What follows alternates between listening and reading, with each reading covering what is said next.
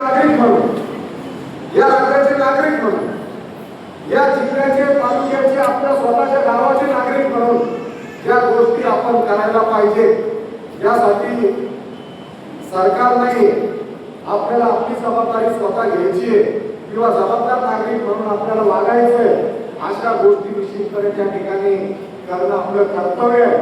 या आपण करायला पाहिजे. त्यामध्ये मॅडमने सांगितलं तसं यावर्षी पाऊस कमी आहे. सरकार सगळ्या सुविधा देईल, कर्जमाफी करत आपलं आता जरा येणाऱ्या काळामध्ये पेरणी वाया गेली तर त्याचं अनुदान देईल, पिकं जर आले नाही तर त्याचं दुष्काळ अनुदान देईल. भविष्यामध्ये कसं संकट उद्भवतं त्याच्या आधारे सरकार मदत करणारच आहे. परंतु आता जो पाण्याचा साठा आहे हा नीट वापरला गेला पाहिजे. एका बाजूने आपण म्हणतो की अल निनो इफेक्ट आहे, पाणी कमी आहे. मी आता मागच्या उन्हाळ्यामध्ये बऱ्याच ठिकाणी विनंती करत होतो, आपण शेताला भरून देतो, आपण शेताला पाणी देतो, इथपर्यंत ठीक आहे. परंतु धरणातून आपण विहिरीमध्ये पाणी टाकतो. आता विहिरीला मापच आहे, त्याची वसुली होत नाही. आपण मोटर चालू करून देतो आणि विहीर भरण्याचा प्रयत्न करतो. विहीर ही कधीच धरणाच्या पाण्यातून भरत नाही. जे पाणी आपण टाकतो ते पर्क्युलेट होऊन परत बाहेर जातो, ते धरणातही राहत नाही आणि तुमच्या शेतीच्या वापरात सुद्धा येत नाही. आणि त्यासाठी म्हणून धरणाचा जो साठा आता उपलब्ध आहे, बांधवांनो, तो पिण्याच्या पाण्यासाठी कसा वापरता येईल याचं गावोगावी प्रत्येकाने नियोजन केलं पाहिजे. दुसरा विषय, आज आपण आता पर्यावरण जपण्यासाठी म्हणून वृक्ष लागवड करणार आहे. मी तर आजच्या या कार्यक्रमानिमित्त आपल्याला सांगू इच्छितो, इथं बऱ्याच गावचे सरपंच सुद्धा बसलेले. आपण आता मागच्या काळामध्ये वेगवेगळ्या अभियानातून गावाच्या सुधारणेसाठी, गावाच्या विकासासाठी सरकारने निधीची घोषणा केलेली आहे. परंतु मी या कार्यक्रमाच्या माध्यमातून आपल्याला सांगू इच्छितो की किमान 1000 झाडं जे ग्रामपंचायती लावण्याचं धोरण उचलेल त्या गावांना जसा आमदार निधी असतो तसा विशेष विकास निधी त्या ठिकाणी आपण उपलब्ध करून देऊ. जे गावं 1000 पेक्षा जास्त झाडं लावतील त्या गावांना, आणि त्यांना अशा प्रकारच्या कार्यक्रमातून आपण त्या निधीचं वाटप करू, त्यांना पत्र देऊ की हे तुमच्या गावाला 25 लाख रुपयाचा निधी, परंतु तुम्हाला झाडं लावावं लागतील. त्याचबरोबर आज कार्यक्रमाला प्रमुख अतिथी म्हणून कलेक्टर मॅडम या ठिकाणी उपस्थित आहे. मॅडम, या वर्षी आमचं नवीन धोरण आहे की आपण कॅन्सरच्या बाबतीत बोलतो.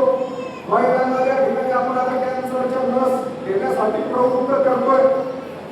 त्या ठिकाणी लस घेतली पाहिजे. हा एका प्रकारचा गर्भपिशवीच्या कॅन्सर मधनं आपल्याला दिलासा मिळण्यासाठी दिला असेल, परंतु कॅन्सर फक्त गर्भपिशवीचाच होतो असं आहे का? तर नाही. देशाने जो सर्वे केला, आपल्या सरकारने जो नव्याने सर्वे केला, मूळ कॅन्सर गावागावामध्ये आपण काय म्हणतो, आम्ही रोज भेटीला जातो की कॅन्सर ही पेशंटचा गावा 4 भेटली आम्ही, आणि 4च्या 4 पेशंट एक कॅन्सरनी वाढलेले होते. 4च्या 4 पेशंट जिथं आम्ही म्हणजे भेटी दिल्या. तर त्याचं कारण काय? तर केंद्र सरकारने जो सर्वे केला याच्यातून एक कारण असं सर्वात मोठं कारण, जे 70% कॅन्सरचं कारण काय, तर हे प्लास्टिक आहे. प्लास्टिक तुम्ही ग्रामीण भागामध्ये आपल्या गरीबांना नाही, आपण एखादा भंडारा ठेवला, आता हे हिंदू सणांचं हंगाम सुरू होणार आहे. इथून पुढं श्रावण येणारे, मग गोकुळाष्टमी आहे, रक्षाबंधन आहे, त्यानंतर मग पोळा आहे, त्याचबरोबर वेगवेगळे भंडारे सप्ते, आपल्या दिवाळी नंतर पर्यंत, डिसेंबर पर्यंत, फेब्रुवारी पर्यंत आपले कार्यक्रम चालतात. याच्यात आपण काय करतो, काटेकोंडे वापरतो थर्मोकॉलचे. थर्मोकॉलचं जरा तुम्ही ताट घेतलं आणि त्या ताटामध्ये जरा एक पळी वरण, गरम वरण जरा टाकलं, त्याची जेवढी क्वांटिटी आहे एक पळी वरणाची, त्याच्यापेक्षा डबलचं प्लास्टिक हे वितळून, थर्मोकॉलचं वितळून तुमच्या पोटात जातं. आणि मग पोटात गेल्यावर आपल्या एखाद्याच्या पोटात जर अल्सर असेल सुपारी खाल्ल्याने किंवा नैसर्गिक केलेल्या अल्सर असतं बऱ्याच जणांच्या पोटात, त्याला मग प्लास्टिकचं उंची टाकतं आणि त्याच्यातून कॅन्सरचा परिणाम होतो.